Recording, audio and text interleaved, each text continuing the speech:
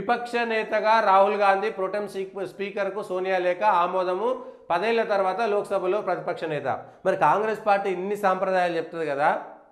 కాంగ్రెస్ పార్టీకి వాళ్ళ ప్రతిపక్ష హోదా వచ్చింది కాబట్టి రాహుల్ గాంధీని ప్రతిపక్ష నాయకుడిగా చేశారు.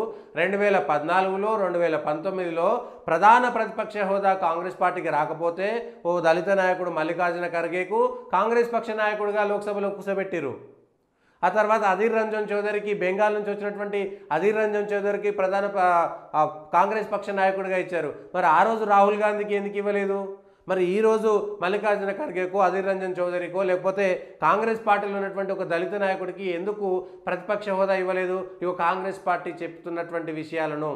అంటే రాహుల్ గాంధీ ప్రధాన ప్రతిపక్ష హోదా లేదు కాబట్టి 2 సార్లు త్యాగం చేసినటువంటి పేరు. ఇగో రాహుల్ గాంధీ ఎందుకు తీసుకోలేదు చూసినావా? పదవుల కోసం ఆ కుటుంబం ఎప్పుడు పాటుపడదు, ఆ పదవులను త్యాగం చేస్తుందని చెప్పి మరి 2 సార్లు త్యాగం చేసినటువంటి పేరు తెచ్చుకున్నటువంటి కాంగ్రెస్ పార్టీ, లేదంటే రాహుల్ గాంధీ గారు, సోనియా గాంధీ గారు ఈసారి మాత్రం ప్రధాన ప్రతిపక్ష హోదా వచ్చినాక ప్రధాన ప్రతిపక్ష నాయకుడిగా రాహుల్ గాంధీనే ఎందుకు కూర్చోబెట్టారు? తెలంగాణలో గెలిచినటువంటి మల్లు రవినో, లేకపోతే యంగ్ ఉన్నటువంటి వివేక్ కొడుకు గడ్డం వంశీకృష్ణనో ఎందుకు వేయలేదు తెలంగాణ నుంచి? దక్షిణాది ఉత్తరాది దక్షిణాది అంటారు కదా. కేరళ నుంచి గెలిచినటువంటి కాంగ్రెస్ వాళ్ళకో, తమిళనాడు నుంచి గెలిచినటువంటి కాంగ్రెస్ వాళ్ళకో ఎందుకు ప్రతిపక్ష హోదా ఇవ్వలేదు? కాంగ్రెస్ పార్టీ దక్షిణాది ఉత్తరాది పార్టీలని మాట్లాడేటువంటి ప్రజలు, కాంగ్రెస్ పార్టీ దక్షిణాది రాష్ట్రాలలో గెలిచినటువంటి నాయకుడికి, దళితులకి, తెలంగాణలో గెలిచినటువంటి దళితులకి ఎందుకు ఇవ్వలేదు? తెలంగాణలో గెలిచినటువంటి ఒక ఎస్టీ బలరాం నాయక్ ఒక ఎస్టీకి ఎందుకు ఇవ్వలేదు? ఎస్టీకి ఇవ్వచ్చు కదా, ఒక ఎస్సీకి ఇవ్వచ్చు కదా. కేరళ నుంచి గెలిచినటువంటి వాళ్ళకో, కర్ణాటక నుంచి గెలిచినటువంటి వాళ్ళకో, తమిళనాడు తెలంగాణ నుంచి గెలిచినటువంటి వాళ్ళకో ఎందుకు ప్రధాన ప్రతిపక్ష హోదా ఇవ్వలేదు? గతంలో మల్లికార్జున ఖర్గేకి ఇచ్చినప్పుడు మేము దళిత నాయకుడిని చేశాము, దళితుడికి ఇచ్చామని. మళ్ళా ఎవరు పెత్తనం చేస్తారు అంతా అంటే మళ్ళా గాంధీ కుటుంబం, రాహుల్ గాంధీ, సోనియా గాంధీ చెప్పిందే, ప్రియాంక గాంధీ చెప్పిందే ఫైనల్ అవుతుంది అనేటువంటి విషయం అర్థమవుతుంది కదా. ఇది స్పష్టంగా తెలుస్తున్నది. రాహుల్ గాంధీ అప్పుడు ఎందుకు త్యాగం చేయలేదు? అప్పుడు త్యాగ వీరులు అనేటువంటి ట్యాగ్ ఎందుకు తగిలించుకున్నారు? ఇప్పుడు మాత్రం ఎందుకు త్యాగం చేయలేదు? ఇగో ఇది ప్రజలకు చెబుతున్న విషయం. అది కాంగ్రెస్ పార్టీ ఇష్టం, కాంగ్రెస్ పార్టీలో ఎవరైనా చేసుకోవచ్చు, అది ఆ పార్టీ అంతర్గత విషయము. కానీ రాహుల్ గాంధీ స్థానంలో ఒక దక్షిణాదికి సంబంధించినటువంటి రాష్ట్రాల నుంచి ఒక నాయకుడికి ప్రతిపక్ష నాయకుడిగా ఎందుకు తీసుకోలేదు? లేదు, ఒక దళిత సమాజం నుంచి వచ్చినటువంటి ఎంపీకి ప్రధాన ప్రతిపక్ష హోదా నాయకుడిగా ఎందుకు కాలేదు?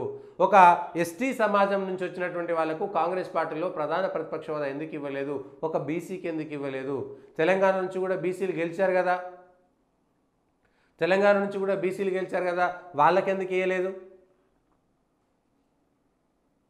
ఎక్కడ బీసీ పోనీ కర్ణాటకలో, తమిళనాడులోనో, కేరళలో ఉన్నటువంటి వాళ్ళకి ఎందుకు ఇవ్వలేదు? సో కాంగ్రెస్ పార్టీ అటు స్పీకర్ విషయంలో, డిప్యూటీ స్పీకర్ విషయంలో, ప్రధాన ప్రతిపక్ష విషయంలో కాంగ్రెస్ పార్టీ గతంలో వాళ్ళ అధికారంలో ఉన్నప్పుడు ఎట్లాంటి పనులు చేశారు, వాళ్ళు ఏ సాంప్రదాయాలను పాటించారు, ఇప్పుడు ఏ సాంప్రదాయాల కోసం డిమాండ్ చేస్తున్నారు అనేటువంటి విషయం ప్రజలకు తెలియజెప్పాల్సింది. ఇది కాంగ్రెస్ పార్టీయా, బీజేపీయా, లేదంటే ఇంకొక పార్టీ అనేటువంటిది పక్కన పెడితే ప్రధాన ప్రతిపక్షం అనేటువంటిది గతంలో ఎన్టీ రామారావు పార్టీ పెట్టినప్పుడు ఇక్కడ 39 స్థానాలు వస్తే ప్రతిపక్ష పార్టీగా తెలుగుదేశం పార్టీ ఉన్నదప్పుడు 42కి కనుక 39 తెలుగుదేశం పార్టీ గెలిచింది. దేశమంతా ఇందిరాగాంధీ గాలి వీస్తే 83లో, ఇక్కడనేమో ఎన్టీ రామారావుకు తెలుగుదేశం పార్టీకి వచ్చినాయి. అప్పుడు తెలుగుదేశం పార్టీకి ప్రధాన ప్రతిపక్ష హోదా ఇవ్వలేదు, కేవలం అక్కడ ఉన్నటువంటి ఎక్కువ స్థానాలు వచ్చినటువంటి పార్టీగా మాత్రమే ఉన్నది. సో ఇప్పుడు రాహుల్ గాంధీ విషయంలో కూడా 2014లో 19లో త్యాగం చేసి ఇంకొక నాయకుడికి అవకాశం ఇచ్చామని చెప్పుకున్నటువంటి కాంగ్రెస్ పార్టీ ఇప్పుడు ప్రతిపక్ష హోదా అంటే ఏది వీళ్ళందరినీ చీఫ్ విజిలెన్స్ కానీ, లేదంటే చీఫ్ జస్టిస్ని ఎన్నుకునేటువంటి దాంట్లో కానీ, ఎలక్షన్ కమిషన్ను ఎన్నుకునేటువంటి దాంట్లో కానీ వీళ్ళన్నిట్లలో ప్రధాన ప్రతిపక్ష నాయకుడిని ఉంచుతారు. ప్లస్ కార్యాలయంలో ప్రధాన ప్రతిపక్ష నాయకుడికి కేంద్ర మంత్రి హోదా ఉంటుంది.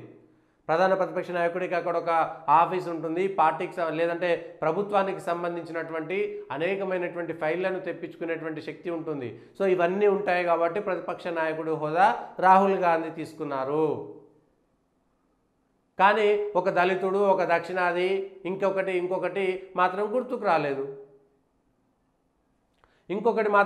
రాలేదు. ఇది ఎట్లా సాధ్యమవుతుంది?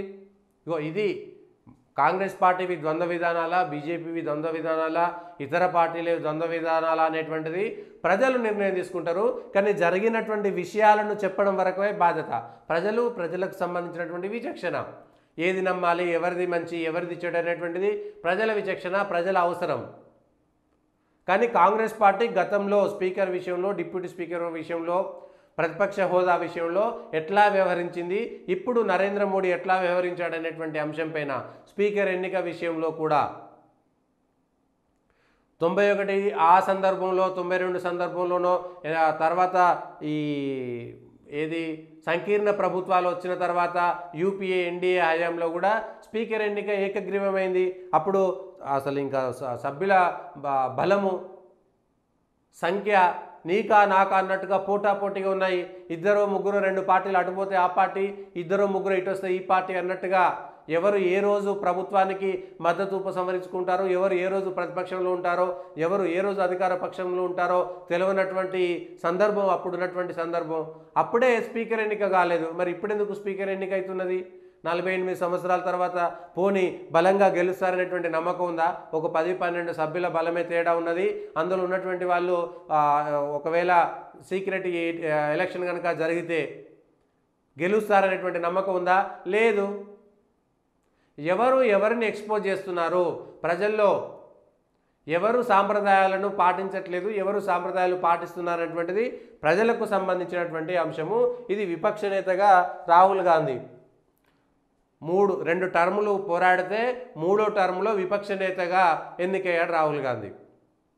మరి 4వ టర్ము పరిస్థితి ఎట్లుంటుంది అనేటువంటిది భగవంతుడికి తెలుసు. మళ్ళీ 5 ఏళ్ళు ఉన్నది. 5 ఏళ్ళ తర్వాత రాముడోడో రాకాశోడో అనేటువంటిది ఒకటి ఉంటుంది కదా. అప్పటి ఎన్నికల నాటికి ఎవరు ఉంటారు, ఏమవుతుంది, ఏ సందర్భం రావచ్చు, ఎట్లాంటి నిర్ణయాలు ఉండబోతున్నాయి అనేటువంటిది అర్థం చేసుకోవచ్చు.